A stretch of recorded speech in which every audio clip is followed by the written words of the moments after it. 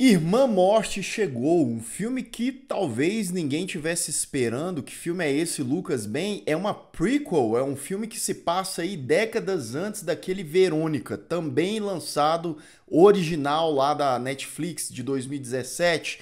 E agora a gente conhece um pouco mais do passado de uma personagem que tá lá no Verônica, que tem uma importância lá. E essa história poderia cair num lugar completamente comum, sem graça, e não é que conseguiram fazer um terror de freira decente, muitas vezes realmente bom, e afinal de contas, que diabo de filme é esse?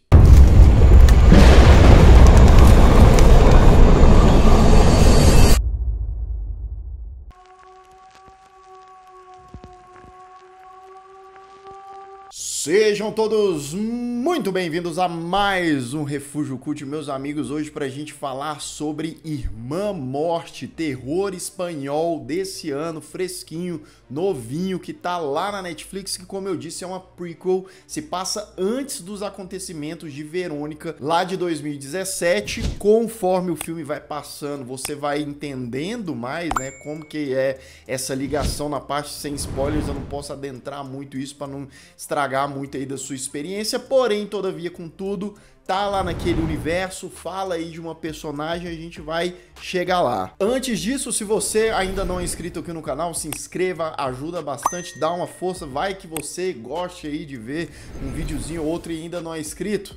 Ajuda nós. A história de Irmã Morte começa na Espanha de 1939. 39, guerra começando, né? E as coisas meio sombrias e tal. E o que esse filme faz de interessante ali já desde o início, né? Você tem uma menininha que tá ali cercada de pessoas em uma cidadezinha, isso tudo, mais uma vez, tá lá na Espanha, e a gente vê em preto e branco, imagens, né, aquele filtro como se fossem imagens aí de, sei lá, quase 100 anos de existência. E essa menininha segurando o crucifixo, rodeada de pessoas, aquelas pessoas meio que vangloriando aquela menina. Essa menina é Narcisa. Passa 10 anos na história, Narcisa agora tá ali no processo para se tornar uma freira, né? Ela já é uma irmã, ela tá ali, vai para um convento, vai começar a dar aulas para crianças. Esse convento, né, é uma escola ali para meninas e tal, coordenado por freiras. E a gente já vê no início, né, que esse convento passou 10 anos, então a Segunda Guerra acabou, porém aconteceram coisas ali naquele convento. O filme ele deixa a gente meio que no mistério. O que necessariamente aconteceu, né? Como aquelas pessoas, como aquele lugar foi prejudicado pelo conflito. E se o que eu vi... Basicamente, a gente tem a irmã Narcisa lá, né, toda de branco, vestida de branco, e eu acho massa esse contraste, né, da roupa dela toda branca, e dentro do convento é um lugar tomado pela penumbra, por sombras, aquele lugar bem antigo, né, ambientação, e ela vai descobrindo aquele lugar, conhecendo pessoas, conhecendo as outras irmãs, tem algumas que dão boas-vindas para ela, outras, né, chega para lá. Por quê? Porque a Narcisa, como ela era uma, digamos assim, estrela infantil, né? Porque ela era considerada uma menina santa, como eles chamam ela, né? Milagrosa e tal. E mais uma vez, o filme ele não entrega tudo de cara. Tá, o que acontece com essa mulher? O que aconteceu quando ela era menina? A gente sabe que teve visões e tal, e eles chamam de milagres aqui, né? Então, algumas irmãs, você sente a inveja, sente aquela coisa ali, e aí? Chegou a pessoa especial e a famosinha. Porém, para além disso, para além dessa pressão, né, dessa coisa da infância dela e agora, né, ela também tem uma dualidade quanto à missão dela. Ela quer ser freira mesmo? Será que ela é uma farsa? Será que aquelas visões que ela tinha, aqueles milagres realmente aconteceram? E a gente sente esse peso, né, dando uma crescida na personagem e sendo parte ali da narrativa. Enquanto, obviamente, a gente não tá falando de um suspense, de um thriller, não, a gente tá falando de um terror psicológico, também sobrenatural. Lembrando que é do mesmo universo de Verônica. Quem assistiu Verônica sabe mais ou menos do que eu tô falando. Coisas estranhas, bizarras ali vão acontecendo com o passar do tempo naquele convento e perturbando cada vez mais essa Narcisa, a personagem principal. Olá? Esse filme é dirigido por ninguém mais e ninguém menos do que ele, o homem, Paco Plaza, responsável por REC, né? Um dos diretores do primeiro REC, que é um filme maravilhoso. Já falei aqui dele no canal várias vezes, você deve conhecer. Também é diretor de Verônica, do primeiro filme. Eu gosto de Verônica, tá? Eu não morro de amores, não sou um fã do filme, não acho ele lindo, maravilhoso, mas acho um filme de terror legal, sabe? Esse aqui, ele tem já a garantia de uma boa direção do Paco Plaza, sim.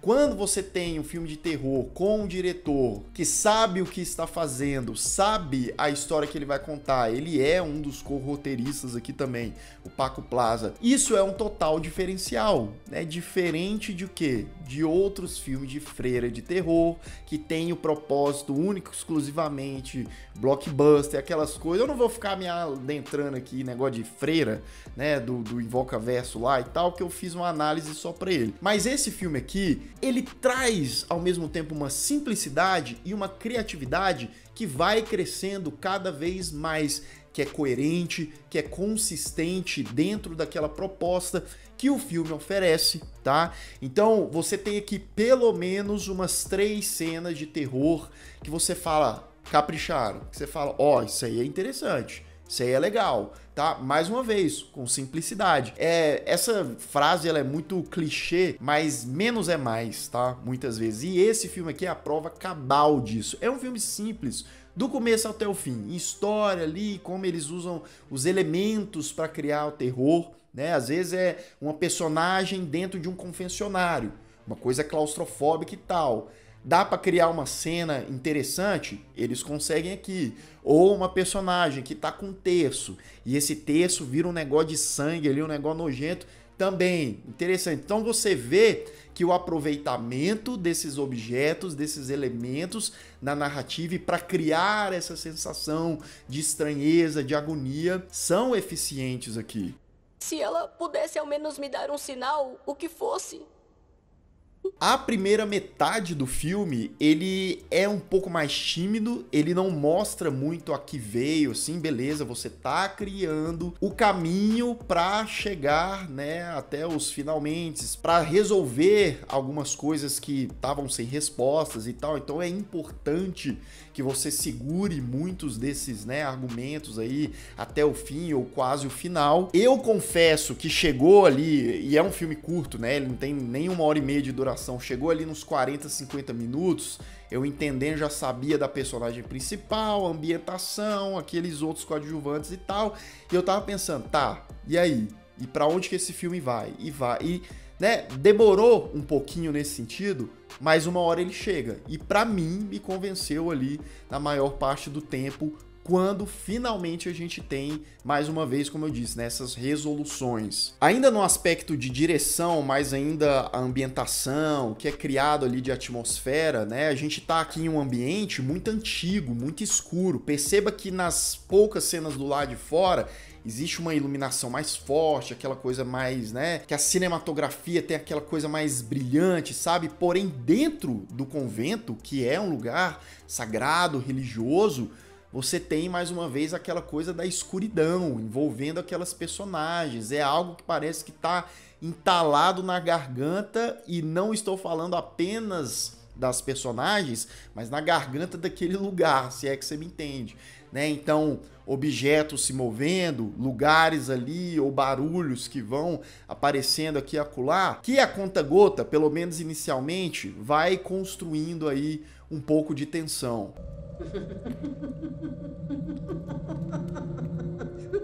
O trabalho da atriz, da protagonista Aria Bedmar, que faz a Narcisa, é muito bom porque ela tem essa coisa da menina nova que tá chegando lá, da inocência, de uma bondade, daquela coisa ali de pô, querer, né, criar até um certo vínculo com aquelas menininhas que ela tá ensinando, mas ao mesmo tempo ela tem que manter a compostura, ela tem que tomar cuidado que ela tá sendo vigiada, e os conflitos internos dela. Então, quando tem esse lance da confusão, da menina precisar mostrar um lado mais caótico, a atriz consegue muito bem. E eu acho muito interessante como esse filme, ele é terror e tal, já falamos aqui, mas ele tem uma base dramática que é convincente, que é coerente, que toma boa parte do filme, que poderia ser uma coisa extremamente maçante se não fosse algo com propósito, com saídas criativas para o que a gente estava vendo em tela, para os sentimentos das personagens ali,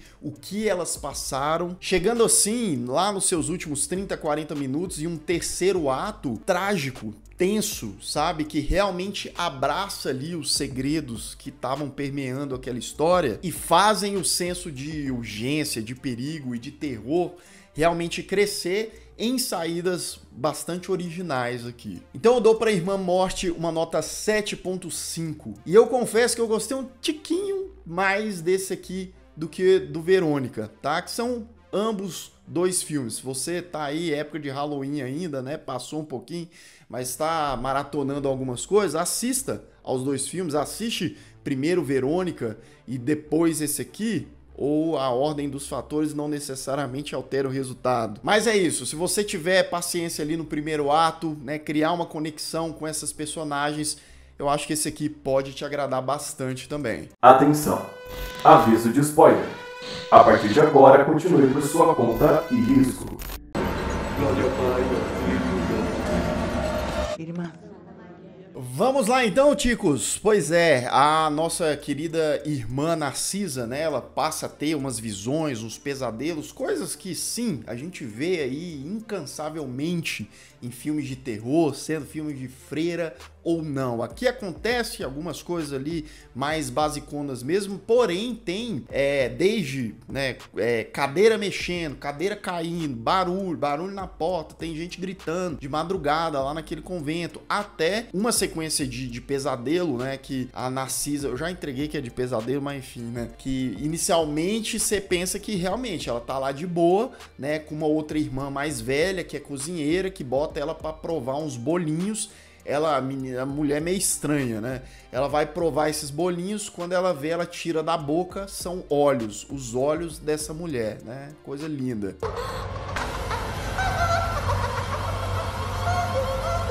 Narcisa também se depara sempre ali na parede, né, a parede do quarto dela, com um desenhozinho de forca. Esse desenho de forca, ele vai sempre mudando, é sempre como se alguém fosse lá e mexendo, né, naquilo e tal, se completar. O que vai acontecer?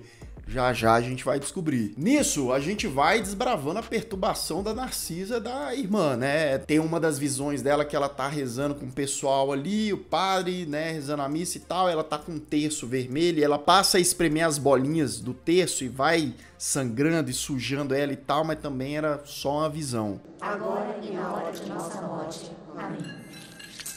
Ave Maria. Nisso tem um ou outro raro momento mais tranquilinho no filme que, né, por exemplo, as menininhas estão lá no quarto, as alunas, né, botam ali uma musiquinha, dançando, e a Narcisa chega, primeiro ela dá uma brigada com elas, mas ela pensa, pô, essas meninas estão trancafiadas aqui, deixa elas. Ela até dança uma musiquinha ali com elas, de leve, né, aquela coisa mais baladinha e tal, mas ela fala chega e tal, mas tudo que é bom dura pouco. Porque ali, uma hora depois, corta pro filme com a Narcisa, porque ela tava, né, achando que tava pecando. Tem até uma cena que ela vai no confessionário confessar pro padre, né, que ela tá em dúvida do propósito dela, né, desse dom dela, ou sequer se ela quer de fato ser uma freira, né. O que ela pega? Ó, o chicote, e é chibata, né, dá lá uma chibatada nela, e é isso.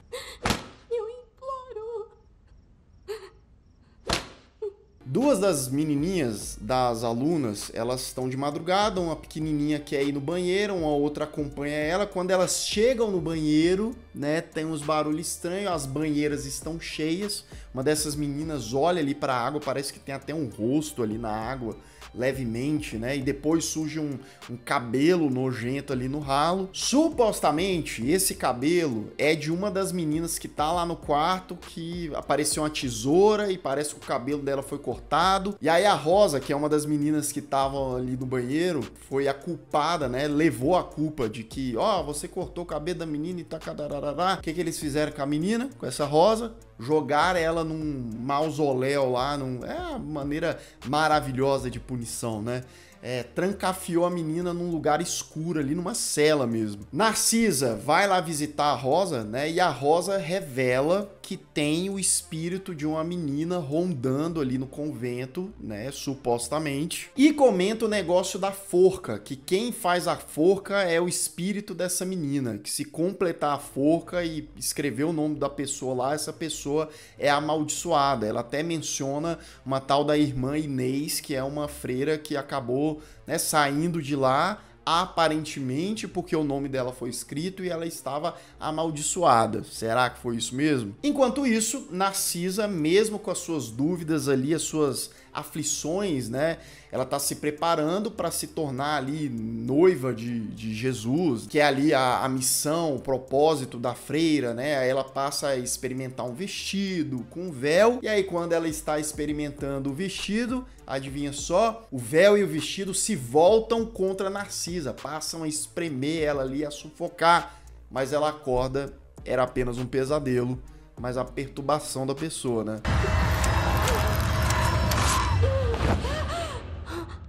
Rosa, que já saiu da cela, né, a coitada da menina lá, passa a ser atormentada mais ainda, né, porque numa aula da Narcisa, por exemplo, o nome da Rosa fica escrito ali no quadro. Será que foi o espírito? Será que alguém pregou uma peça na menina? Narcisa vai atrás da Rosa, fala, ó, vamos tentar comunicar aí com esse espírito para ver qual que é a dela e tal. Elas completam juntas, Narcisa e a menina Rosa, né, o negócio da forca para ver se o espírito da menina vai aparecer. Aí elas fazem, ela não sei se é uma boa ideia, mas elas fazem, né? Elas completam o negócio e nada, fica aquele silêncio, né, aquela coisa. Porém, a Rosa diz que aparece alguma coisa no quarto. Só ela vê, a Narcisa não vê. E aí tem aquela coisa da Narcisa se questionar ainda mais em relação aos dons dela, né? Porque ela, quando criança, o pessoal falou, santa, milagrosa, não sei o quê. E agora ela parece não conseguir mais atingir isso. E isso frustra ela visivelmente, né? O que acontece é que depois que a Rosa fala que tem alguém ali, tarará, a menina desaparece, simplesmente ela some ali do quarto onde elas estão. Narcisa fica desesperada procurando a menina, que diabo aconteceu com essa, né, criatura. Enquanto isso, tem ali sempre uma irmã barulhando, né, na orelha da Narcisa, né, falando assim, ó, você é uma charlatã, você não deveria estar aqui, né? Olha só, cadê a menina? Sumiu, desapareceu. O que você fez com a menina? Na busca da Narcisa pela Rosa, ela tá ali cara a cara com o confessionário, né? Ela escuta um barulho, ela entra no confessionário, fica presa lá numa cena, né, claustrofóbica. E aí parece que o padre tá conversando com ela lá do outro lado. Mas não é o padre não, né? Essa voz ela se altera e ela simplesmente passa a ver um monte de olho ali nos buraquinhos do confessionário, né? E depois, para piorar, mãos passam a pegá-la ali, a agarrá-la do nada. Narcisa sai desesperadamente do confessionário, né? E uma porta vai se abrindo ali na capela, no lugar onde ela tá. E a Rosa já está pendurada, enforcada, sem vida.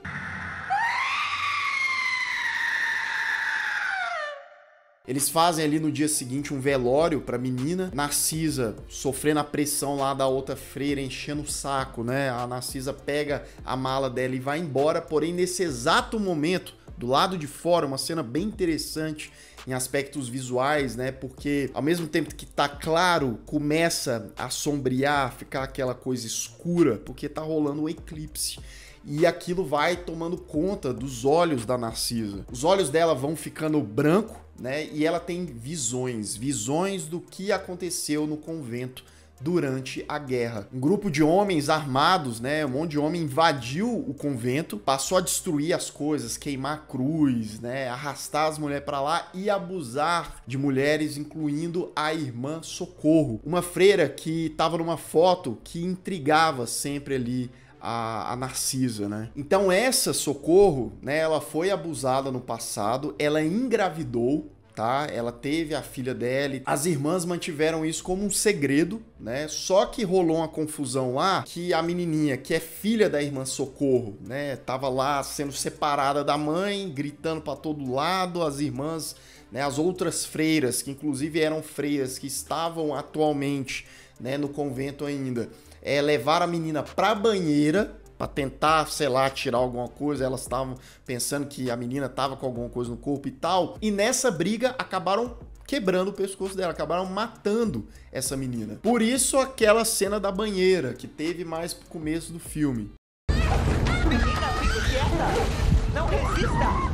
É para o seu bem! As freiras que fizeram o negócio, ficam olhando lá com cara de trouxa, de sonsa, né? Inclusive uma delas é que bota pressão lá na Narcisa, chamando ela de charlatã, não aguentando a morte da filha, né? O assassinato da filha ali, praticamente, né? A irmã Socorro vai pro seu quarto e aí, por isso que a cadeira fica caindo toda vez lá no quarto onde tá a Narcisa, porque Socorro subiu lá e acabou tirando a própria vida, se enforcando, tal qual aconteceu com a Rosa. A gente, o público, tá vendo isso, mas é como se a Narcisa, com os olhos ali borbulhando, sangrando, né, tá tendo aquelas visões, né? Enfim, Narcisa tava querendo, né, ser aí a milagrosa, tá conseguindo agora, né, minha filha? Rola lá um quase que de volta pro futuro, melhor, pro passado, né? Porque a Narcisa, uma cena bem interessante também, que ela meio que volta no passado, não volta literalmente, né? Mas é como se ela estivesse lá falando com a Socorro, antes dela tirar a própria vida, né? Falando, ó, vou te ajudar, não sei o quê. E a partir disso, a Narcisa meio que liberta o espírito vingativo da Socorro, que já pesava o rolê. Teve o negócio da menininha lá da Rosa, né? Eu acho que ela tava meio que descontando no pessoal do convento. Nisso, o espírito da freira, da Socorro, inclusive eles, né, botam literalmente ali uma freira cadáver, né, espírito, sei lá que diabo é aquilo, atrás da Narcisa enquanto mortes vão rolando. Ela vai se vingando das mulheres. E aí é como se ela agisse no passado, né, como se ela tivesse atacado, uma confusão, mas bora lá. Essas mulheres no passado, essas outras freiras que mataram a filha dela, atacavam no antes e elas morriam no depois. Tipo assim, tinha uma que foi afogada lá na banheira, e aí ela, né, se afogava no presente. Uma outra, né, a chatona lá que ficava enchendo o saco da Narcisa, ela derruba no passado uma estátua pesadíssima na mulher, e no presente ela tem a cara toda amassada.